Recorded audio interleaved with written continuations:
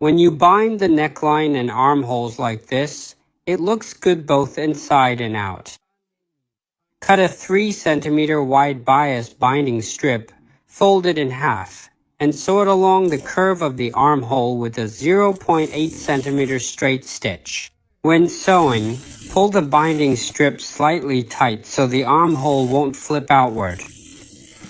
Trim the seam allowance to about 0.4 centimeters, then turn it to the wrong side and fold the binding strip inward.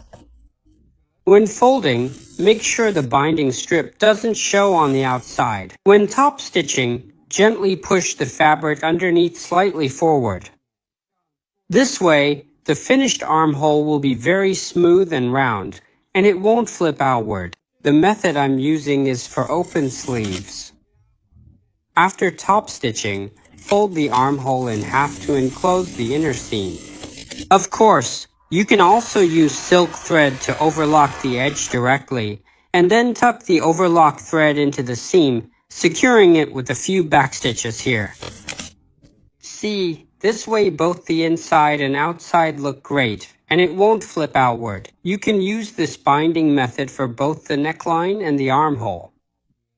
Have you learned it all? When sewing leather plackets, a regular presser foot tends to drag or bunch up the fabric, causing puckering and unevenness at the end. And when top stitching, if the fabric is too thin, it easily gets caught, and the end result is also not smooth. You can try out this new plastic roller presser foot.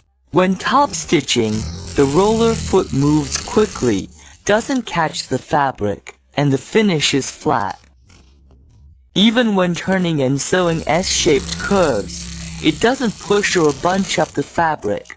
The material stays flat. For coated leather plackets, it's as wide as a regular presser foot and can sew a 0.6 cm straight seam. The roller's movement doesn't push the fabric. When sealing the edge, you don't need to pull or tug by hand, and the finish is smooth and flat without puckering or wrinkling at the end. You can also use it for sewing cotton jackets and down coats, running along the lining fabric. The material stays flat and doesn't wrinkle. With a plastic-based plate and roller drive, even when rolling a 3 cm wide edge on coated leather, it won't pucker. For thick, stiff leather and fur, it's just as effective for piecing and hemming the bottom edge. Roller drive doesn't pull or push fabric. Finish is even, material doesn't pucker. It's like a regular presser foot with gap, so it handles 0.1 and 0.6 mm thread. Double stitching doesn't pucker. It's affordable.